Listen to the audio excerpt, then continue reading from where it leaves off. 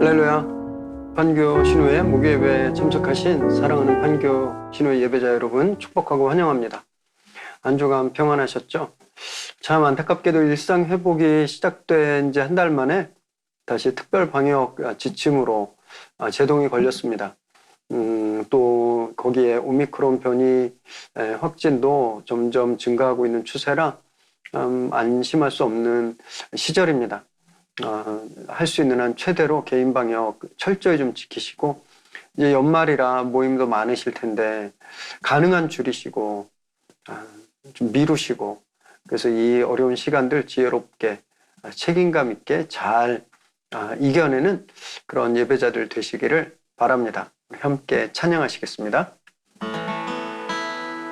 예수 나의 좋은 치료자, 그의 눈이 먼 곳은 나의 슬픔과 고통, 고개를 들어 그의 때에 난 알았네. 예수 나의 좋은 치료자, 예수 나의 좋은 치료자, 그의 손길이 곳은 나의 상처와 아픔, 이를 떠나던 눈물 담아졌네. 예수 나의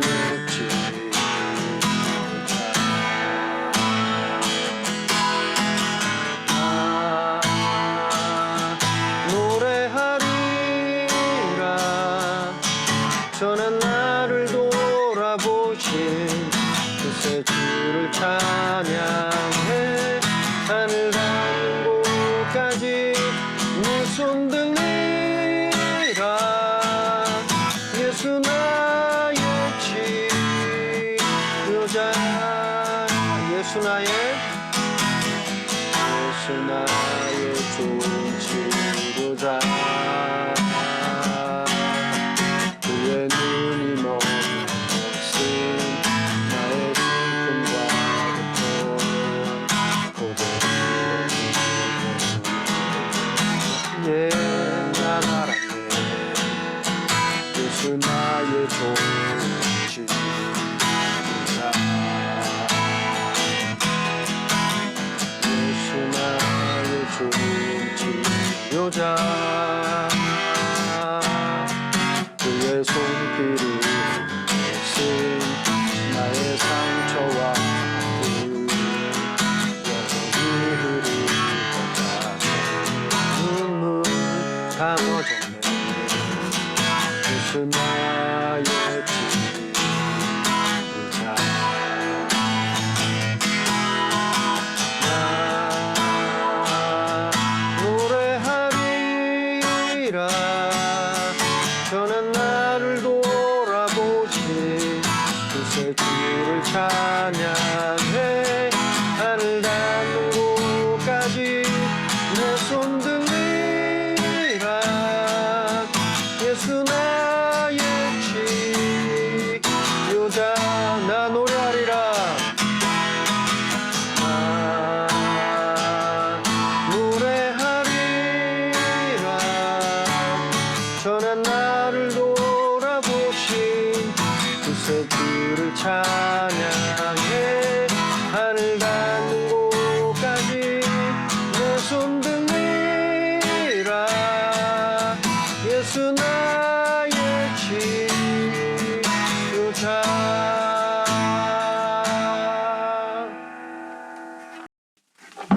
하나님, 참 어려운 상황이지만 저희들의 마음을 주장하셔서 예배로 불러주셔서 감사합니다.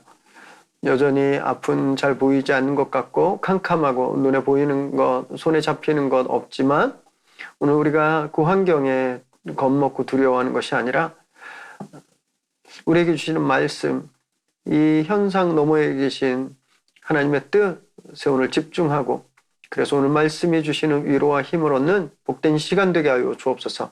그래서 우리 삶의 자리에서 그렇게 빛과 소금으로 오늘도 승리하게 하여 주옵소서. 예수님의 이름으로 기도드립니다. 아멘. 우리 주님께 감사의 영광의 박수 드리겠습니다. 네, 오늘 함께 나누실 하나님 말씀은 요한복음 5장 1절에서 9절입니다. 요한복음 5장 1절에서 9절. 저와 여러분이 자막을 보시면서 한 절씩 교대로 읽으시겠습니다.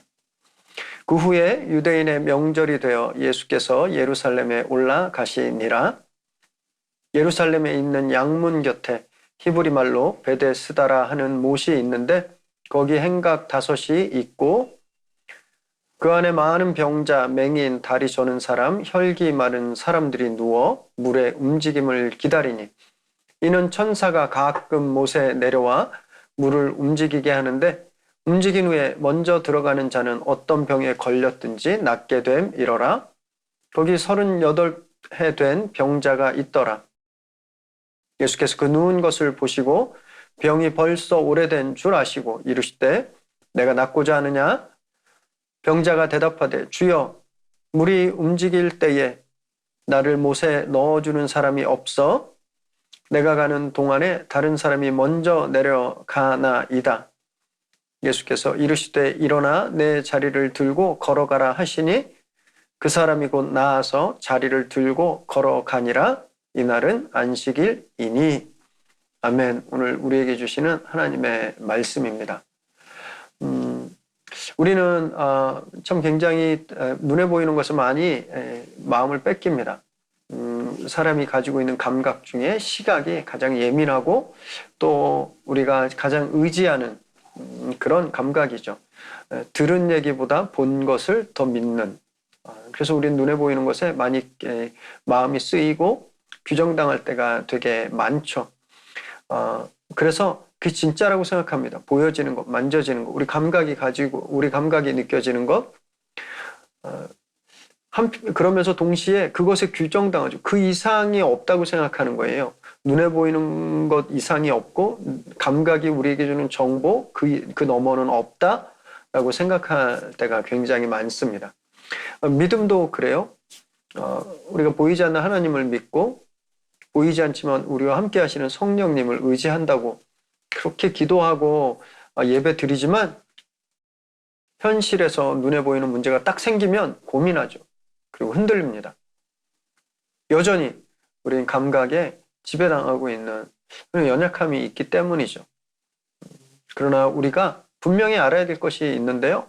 하나님은 언제나 이 눈에 보이는 세계, 이 현실보다 비교도 할 수 없을 만큼 크신 분이시라는 거예요.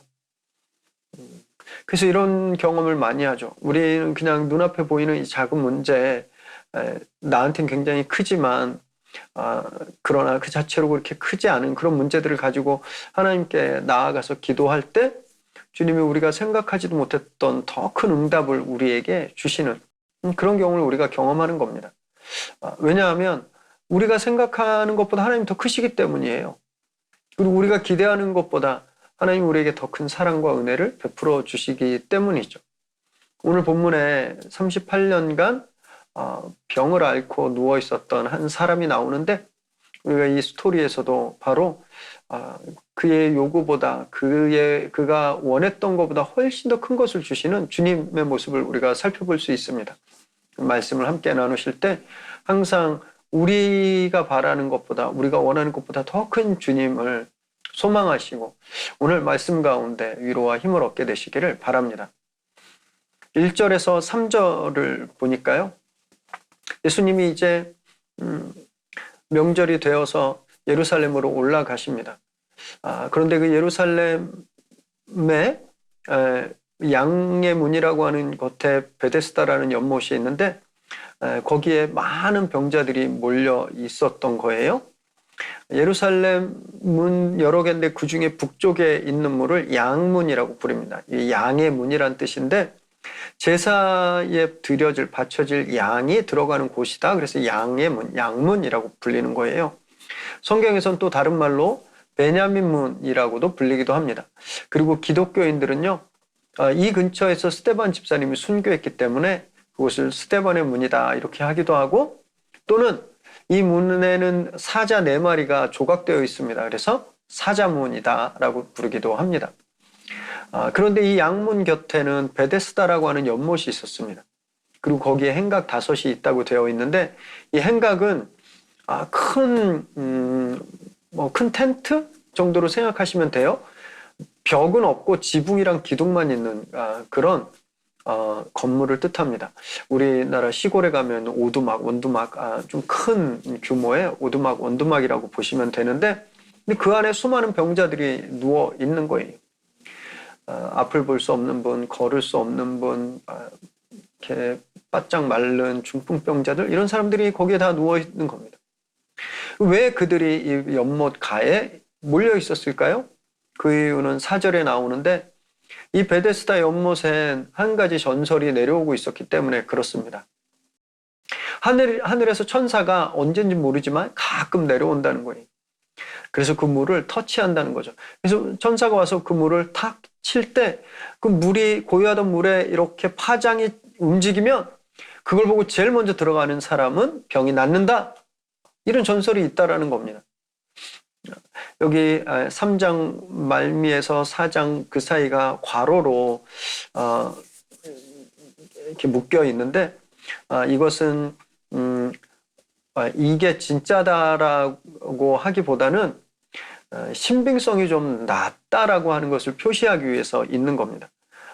그래서 이 못의 물에 움직일 때 먼저 들어간 사람이 치유된다라는 것이 사실이라기보다는 당시 사람들이 이러한 전설을 믿고 있었다라는 것을 보여주기 위해서 괄호 처리가 되어 있는 거거든요. 근데 어쨌든 이런 낭설이 어떻게 누구에 의해서 시작되었는지 또 진짜 그런 일이 일어났는지 아무도 모르죠. 그런데 그냥 많은 사람들이 그걸 믿었다라는 거예요. 그리고 물이 움직일 때 뛰어들기 위해서 노력했다라는 겁니다. 천사가 언제 내려올지도 모르고 또 그것도 가장 먼저 뛰어들어가는 사람만 낫는다고 하니까 병을 고칠 수 없었던, 아마 여기 있는 분들은 병원이란 병원은 다 가봤을 거예요. 또는 돈이 없어서 의사의 도움을 받지 못한 사람들이었을 겁니다. 그 사람들이 지푸라기라도 잡는 심정으로 그곳에서 그냥 하염없이 기다리고 누워 있는 거죠. 이런 이 베데스다 연못 가에 누워 있는 이 병자들의 모습이 오늘날 살아가는 많은 사람들의 모습과 너무너무 닮아 있습니다. 그렇거든요. 언젠간 괜찮아지겠지. 언젠간 내가 성공하겠지. 언젠간 내가 대박 나겠지. 뭐 이런 막연한 희망을 품고 다들 살아가시잖아요. 연못물이 움직이면 은이라고 하는 막연한 희망이 이 병자들을 다른 곳으로 가지 못하게 결박하는 족쇄였다면 지금 많은 사람들이 꿈꾸고 있는 언젠간 내가 성공하겠지, 언젠간 내가 승진하겠지, 언젠간 내가 높은 위치에 올라가겠지, 내가 CEO가 되겠지 하는 그런 막연한 희망, 여러분 그것이 사람들을 옥죄고 그것을 위해서 다른 것들을 돌보지 못하게 만들고 있거든요. 낫는다는 보장도 없는데 병자들이 그 연못을 떠나지 못하는 것처럼 그런 희망, 성공에 대한 자기 자신의 잘 되는 것에 대한 그런 희망 때문에 그 자리를 떠나지 못하고 있는 거죠. 여러분 그러나 이런 희망은요 허상입니다. 마치 불가능한 것을 꿈꾸는 몽상과 같은 거예요. 그런 진짜 바라는 대로 내가 부자가 되거나 내가 높은 위치에 올라가거나 내가 큰 성공을 거뒀다고 해서 진짜 삶의 문제가 해결되지 않기 때문에 그렇습니다. 오히려 그럴수록 더 병들고 더 아파가는 것, 그것이 인생이에요. 절망뿐이라는 겁니다. 그렇지만 그런 인생도 바뀔 수 있습니다. 그런 인생도 변화될 수 있어요. 예수 그리스도를 만나면. 5절에서 6절 보니까 그 병자들 중에 38년간 병을 앓고 누워있는 환자가 나옵니다. 여기서 6절에 누운 것을 보셨다 그랬는데 이 누운 것이라는 단어는요, 이 사람이 한 번도 일어나지 못하고 계속 누워서 지냈다라는 것을 뜻하는 단어입니다. 그러니까 38년 동안 계속 누워 있었던 거예요. 한번 생각해 보세요. 그의 삶이 어땠을까요? 우리는 2년 2년, 네, 이제 2년이죠. 2년간 코로나 때문에 돌아다니지도 못하고 모이지도 못하고 그냥 영상으로 만나고 회사 일, 가족 일 다 엉망이 돼버렸습니다. 우리는 그냥 2년간 누워 있었다고 말씀드려도 될 만한 상황인데 이 2년이 우리를 완전히 바꾸고 너무너무 힘들게 하고 지치게 했는데 여러분이 생활을 38년을 해봤다고 한번 상상해 보세요. 그래서 그의 인생이 어땠겠습니까? 상상할 수도 없을 정도로 비참하고 처참했을 거예요. 그런데 주님이 바로 그 사람을 집중합니다. 그 주변에 수많은 병자들이 있었잖아요. 이 사람만 주님이 보신 거예요. 뭔가 특별한 점이 있는 것도 아닙니다. 근데 주님이 그를 보셨어요. 어떤 분들은 이것이 굉장히 불공평하게 느껴질 수도 있습니다. 아니, 왜 그 사람만? 왜 이 사람만 쳐다보셔? 옆에 중풍병자도 있고 저 옆에 시각장애인도 있는데? 그리고 보면요, 성경에 이렇게 불공평하다고 느껴질 만한 상황들이 굉장히 자주 나와요. 하나님께서 구약의 아브라함을 부르셨죠. 갈대아 우르에서 아브라함을 불렀습니다. 왜 부르셨는지 몰라요. 아브라함이 무슨 큰 업적을 쌓거나 특별한 능력이 있거나 그거 뭐 대단한 인물이 아니었습니다. 그냥 어느 날 하나님께서 나타나셔서 아브라함아 부르셨어요. 물론 부르심 이후에 그의 삶이 굉장히 신실했지만 그건 나중의 일이잖아요. 왜 그냥 아브라함 옆에 사는 잔이나 마이클 뭐 이런 사람은 부르지 않으셨을까요? 그 사람들도 하나님의 부르심을 받았다면 아마 아브라함처럼 믿음을 지키면서 살 수 있었을 거예요. 사사기에 나오는 사사들도 마찬가지입니다. 선지자들도 마찬가지예요. 이 사람 하나님께 부름받을 만한 뭐 특별한 게 없는 사람들인데 하나님이 그들을 부르시는 겁니다. 그냥 하나님 마음대로. 이 사실이 우리에게 좀 받아들이기 어렵고 좀 불공평하고 왜 나는 아니고 저 사람만? 왜 내가 아니고 저 사람만 하나님이 저렇게 쓰시나? 우리 사실은 그렇게 많이 불공평하다고 느끼고 계시잖아요. 하나님이 한 사람에게 집중하시는 이유는요. 그 사람만 위해서가 아닙니다. 그 사람을 통해서 주변에, 세상에 하나님이 어떤 분이신지를 알게 하시고 보여주시기 위해서. 그래서 결국 하나님이 부르신 그 사람에게 일어난 놀라운 축복과 역사들을 결국은 모든 사람들이 누리게 하기 위해서 하나님이 그 한 사람을 택하신 거예요. 예수님도 그러셨습니다. 주님 이 자리에서 모든 사람의 병을 다 고쳐주실 능력이 있으셨죠. 그런데 주님이 그러지 않으셨어요. 이 한 사람을 주목했습니다. 이 사람을 통해서 주고 드러내시고 싶은 메시지가 있으신 거예요. 단지 내가 병을 고치러 온 것이 아니라 그냥 눈 뜨고 걸어가게 하는 것만이 아니라 그 사람의 영혼을 살리고 그 사건을 통해서 거기 있는 모든 사람들의 영혼을 살리시기 위해서 그리고 그 사건을 통해서 시간이 한참 흐른 후에 우리가 이 사건을 보고 우리에게 임하실 하나님의 은혜를 기대하고 감사하게 하기 위해서 그 사람을 택하신 겁니다. 저희가 지난번에 묵상에 나눴던 4장에 나온 사마리아 땅의 수가성의 여인도 마찬가지였죠. 주님이 그 동네 가서 사람들 다 만나실 수 있으셨습니다. 다 나와. 그래서 너는 이런 문제 있지, 넌 이랬지 마치 점쟁이가 다 맞추는 것처럼 다 맞췄으면 그 동네 그냥 한순간에 다 예수님 믿었을 거예요. 주님 그러지 않으셨죠. 이 한 여인을 기다리시고 만나주셨어요. 이 여인이 주님을 만나고 변화돼서 그 동네 그 타운 사람들이 다 주님 앞에 나오고 주님을 믿게 되었잖아요. 주님이 바로 그 일을 행하시려고 이 베데스다 연못에 이 38년 누워있는 이 환자를 여기 집중하시고 그에게 말씀하시는 겁니다. 주님께서 그래서 말씀하시는 건 네가 이제 낫기를 원하느냐? 이렇게 물으시는 겁니다.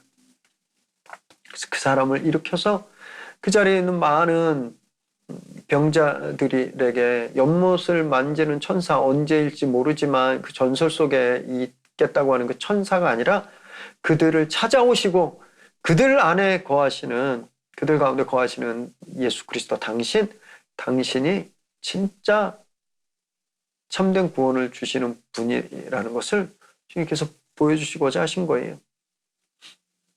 그래서 물으신 거예요. 네가 낫고자 하느냐?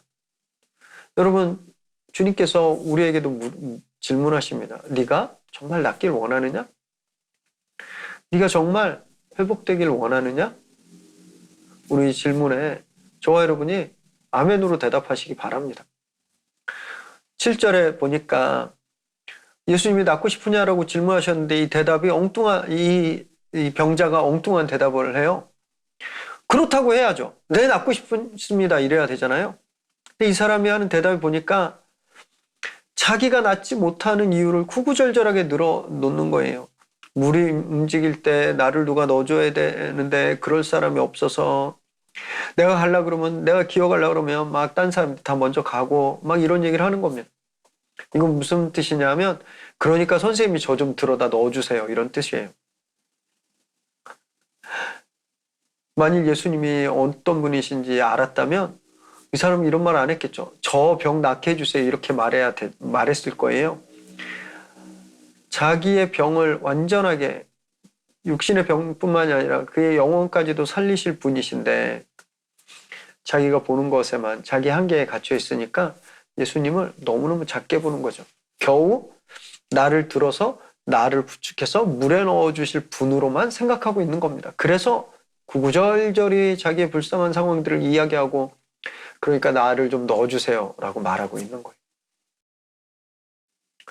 여러분, 정말 어리석은 모습이지만 우리도요, 얼마나 많은 순간 주님을 과소평가하고 있는지 모릅니다. 주님은 우리 운명을 송두리째 바꿔주신 분이에요. 우리 인생을 완전히 바꿔주셨습니다. 영원히 죽을 수밖에 없었는데 영원히 살려주셨잖아요. 그냥 캄캄한 어둠 가운데 그냥 그렇게 죽어가야 될 운명인데 빛 가운데로 당신의 자녀로 삼아주셨습니다. 우리 운명이 바뀌었죠. 그런데 우리가 그분께 기도하고 바라는 게 무언가요? 우리 뭐 좋은 학교 보내주세요. 좋은 직장, 이 프로젝트가 잘 되게 해주시고, 집값 좀 올라가고, 투자 잘 되게 해달라고 그러고, 네, 좀 더 편안한 삶을 살게 해달라고. 우리 운명을 바꾸고 우리 자녀들의 인생까지 완전히 바꿔주신 분인데, 그런 능력이 있으신 분인데 우리가 이런 이야기를만 늘 요구하는 겁니다. 마치 네가 낫길 원하느냐? 그럼 내가 낫게 해줄게 라고 말씀하시는 주님 앞에 저는 그냥 저 물에 좀 들어가도록 부축해 주지 않으시겠어요? 이렇게 말하는 것과 똑같은 모습인 거죠. 우리에게 찾아오셔서 우리에게 생명의 말씀을 주시는데 우리 너무 좁은 눈으로 지금 내 앞에 있는 보이는 문제 이것만 생각하니까 주님을 과소평가하고 주님께 뚱문서답 엉뚱한 기도를 하고 있는 겁니다. 사랑하는 여러분, 우리를 찾아오신 주님께 문제의 핵심을 그대로 올려드리시기 바랍니다. 급한 것이 있으실 거예요. 지금 해결돼야 할 것, 그러나 그보다 훨씬 더 중요한 것이 반드시 있습니다. 내 영혼에 관한 거예요. 내가 지금 급하게 뭘 좀 빨리 메꿔야 돼서 대출이 필요하고, 내가 지금 열심히 정말 오랜 시간 투자하고 오랜 시간 열심히 했던 이 프로젝트가 성공해야 되고, 이런 급한 문제들이 있지만 여러분, 우린요 그거보다 훨씬 더 중요한 문제들을 안고 사는 사람들이에요. 왜 내 마음에 평안이 없는지, 왜 내가 믿음 생활을 해도 기쁘지 않은지, 왜 나는 아무리 노력해도 예수 그리스도를 닮아갈 수 없는지, 여러분 이것이 훨씬 더 중요한 문제가 아닌가요? 오늘 우리에게 찾아오셔서 네가 진짜 낫기를 원해? 라고 물으시는 주님께 바로 그 문제를 올려드리시기 바랍니다. 주님, 제가 교회는 다니는데 내가 예수님 믿는다고 하는데 왜 내 안에는 하늘의 기쁨이 없나요? 내가 예수님 믿는다고 하는데 왜 나는 말씀에 순종을 잘 못할까요? 주님, 정말 신앙의 모습을 회복하게 해주십시오. 이런 기도가 저와 여러분들의 입에서 날마다 좀 고백되어지기를 바랍니다. 8절에서 9절 보니까 너무너무 감사한 건요, 이 병자가 동문서답했습니다. 그런데 주님이 책망하지 않으세요. 그를 외면하지 않으시고 그에게 계속 말씀하십니다. 일어나 네 자리를 들고 걸어가라 말씀하세요. 제가 뭐 물에 들어가야 되는데 못 가고 막 그래. 그래? 알았어 들어다 줄게 이러고 그냥 그 사람 끌어서 물에다 던지는 것이 아니라 주님은 그 자리에서 이 사람에게 치유를 선언하시는 거예요. 정확히 알고 있었습니다. 이 사람은 자기한테 뭐가 필요한지 몰랐어요. 그러니까 주님께 고쳐달라는 말을 못했죠. 그런데 주님은 이 사람이 무엇을 이야기하든지 간에 이 병자에게 무엇이 필요한지 정확히 알았습니다. 그래서 일어나 자리를 들고 걸어가라 말씀하시는 거예요. 여러분, 여기서 일어나다라는 말은요, 스탠드업이라는 뜻도 있지만 액팅이라는 뜻도 있습니다. 행하다 또는 living, 살아가다라는 뜻이 있어요. 그러니까 그냥 누워 지냈던 시간, 죽은 것처럼 지냈던 그 생활을 청산하고 진짜 살아가라는 말입니다. 진짜 살아있는 삶을 살라는 명령이에요. 또 여기서 들고 오라는 말은 캐리, 가지다, 나르다라는 뜻도 있지만 없애다, 취소하다라는 굉장히 레디칼한 뜻도 있습니다. 그러니까 여태까지는 병약했던 삶, 죽은 것과 다름없었던 삶의 흔적이잖아요. 그 누워있던 자리가 그걸 없애라는 말이에요. 그걸 그냥 제거해버리라는 말입니다. 이것이 주님께서 그에게 주신 말씀이에요. 주님은 처음부터 이 사람을 고치기로 작정하셨어요. 그래서 그가 변명을 하든 도와달라고 부탁을 하든 주님은 거기에 신경 쓰지 않으셨습니다. 고쳐주시기로 작정하셨기 때문에 명령하신 거예요. 그럼 이 병자가 어떻게 해야 됐죠? 그 명령대로 일어나서 들고 가야 되는 거죠. 이 병자는 그랬습니다. 38년간 자기가 누워있던 자리를 일어나서 들고 걸어갔어요. 38년간 핑계만 댔던 자리였습니다. 38년간 걱정만 했던 자리였어요. 억울했던 자리였죠. 왜 나는 못 뛰어갈까? 그런데 그 자리를 걷어치우고 주님께서 명하신 그 삶 속으로 걸어간 거죠. 여러분, 앞에서 제가 우리 인생들은 신기루에 희망을 두고 그것만 이루어지길 위해서 오매불망 살아가는 그런 몽상가들이다 이렇게 말씀드렸는데, 여러분 우리 그런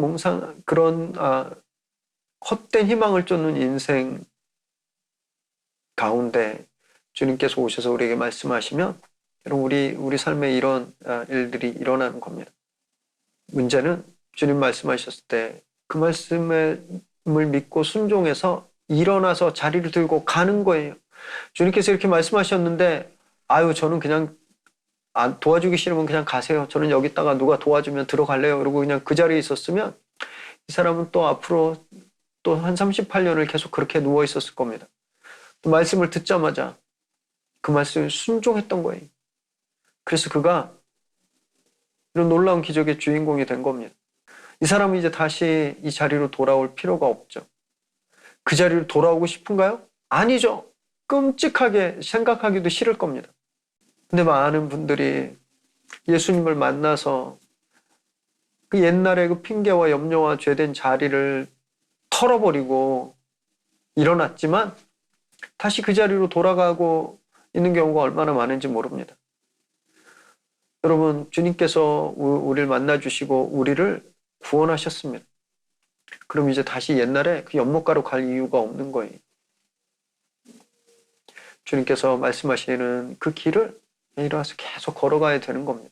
우리가 그렇게 변화된 자로서 회복된 인생으로서 주님께서 원하시는 그 길을 단 한 걸음도 쉬지 말고 늘 걷게 되길 바랍니다. 누가 도와주지 않을까? 내 옆에 누가 나에게 손을 내밀어 주지 않을까? 두리번거리지도 마세요. 이 병자의 주변엔 여전히 많은 병자들이 있었습니다. 하나도 변한 건 없었어요.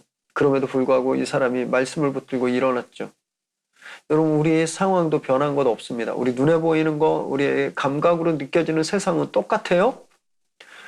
그런데 우리가 그 가운데서 말씀을 듣고 순종해서 일어나 걸어가면 여러분 그때 우리도 기적의 주인공이 되는 거죠.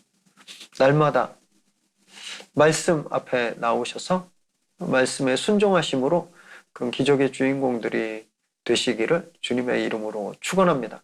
기도하겠습니다.